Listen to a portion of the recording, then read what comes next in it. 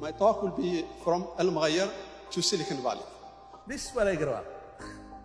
This was my village. It's a small village in the Wadrigh. For those who don't know, it's Wilayat al-Wad, located between Biskra and Tugurt. I never knew that electricity existed until I was 12. We did not have even running water.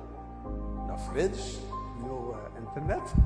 This is the extent of technology that I got to. That's my phone at that time. So that's what I started. Literally, it could have been anybody. I just happened to be a number in the probabilities.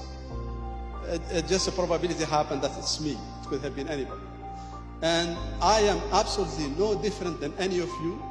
And I will go through some points just to make the point that anybody could have done it. At the age of 12, I had an idea. I didn't know. I was in the Sahara Desert, small village. You don't know anything. So I had this idea. I used to go buy soap. My mom sent me to buy soap, and there are cards there, some cards for games and all this. And I had this idea. I was a kid, so I wanted to make a game, and that I'll teach people geography. And I was thinking about how to do it, and I went to people and said, "This will make it very good." I made my card, and I went to people, try to incite them to do it, and people look at me crazy. But I did not know what it is at that time, so I just in the middle of it. So I gave up the idea, but I never left that dream go away. I had it, I never let it go. When I finished my PhD, I took 6 months, and I worked on it, and I made it a game, and it sells all over the world, and I get royalties on it.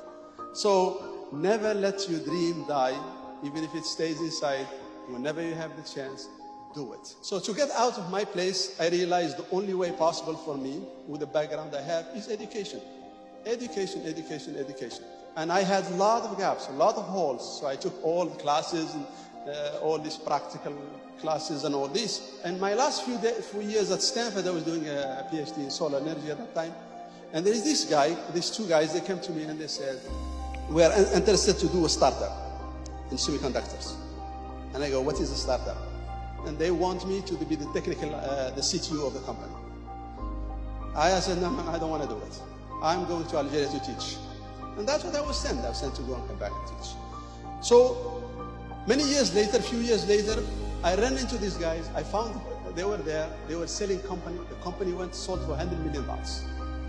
Why I'm telling this story is these are people that believed in me more than I believed in myself. That's the worst thing that can happen to a human being, that somebody else believes in you more than you believe in yourself. So I just hit me, the biggest thing hit me in life. And I went and I wanted to know everything about startups, how to do companies, I learned everything possible. Life, when you do things, you should not try to be better than anybody. You have to be better than yourself. Better yourself. Get to know yourself and do better than you can. Don't worry about anybody. We don't all start with the same point. Some people have their fathers is Bill Gates, and some people have Mahatma Gandhi, I guess, or something like that. So we don't have the same funding. So we started differently. So you do what you can with what you have, and you push forward. And while going, so what you do is you take it step by step. You set goals, and you go step by step, and don't worry about what's happening around you. So it's small, solid steps and strong goals. And while going, remember to leave your footprints. You have to go and leave your footprints. For whatever you do, you are a farmer, you are a scientist, you are somebody sweeps the floors, you try to do the best you can. And that's what all you need to do. So if you look at it this way, it looks like stairs going up. This is life, is very easy. In fact, life is not like that, unfortunately. It's more like this. At least my life has been like this, or even worse. So you go up and down and up and down, and life is full of ups and downs, and you have to ride them and take them to where, and just wake up every time when you do it. I will tell small stories. So I went to my taxman, a guy who was about 80 years old, and he was doing his taxes, my taxes, and he told me, "Let me tell you an advice." And he said, "Look, you are not old enough to know this. I am retired. I sit in the backyard. And there is nothing that bothers me in life than things that I want to do and I have never done. It eats me in life, and you cannot sleep when you're old. So do them now. The next day I quit my job and I went and I did something else. If you have something in your mind and you want to do it, don't let it there. Get it out of your system. That's the best way to do things. It's by trying and moving forward, you learn things. If you break eggs, let it be. The more eggs, the bigger the omelette. So please discover yourself and know what you love. It is money, let it be money.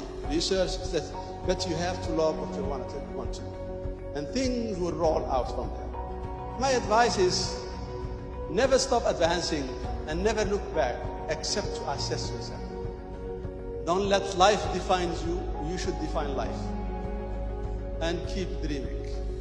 Don't downplay yourself, risk big, do things, and if it doesn't work, you go back and work for some other companies. Life is short to just keep repeating the same thing. You really need to snap out of it like, let me lose a couple of years of my life. It might lead somewhere.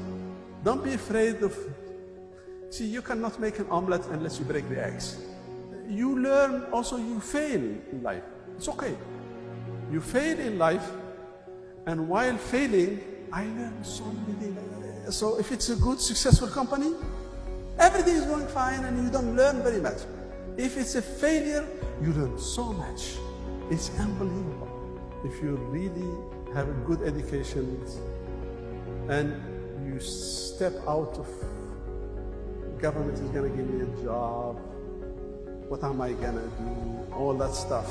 You have to get out of it. Start to think about what problem the society has, can I solve it? A lot of people tell me, I have an idea. Everybody has an idea. Everybody in his whatever has an idea.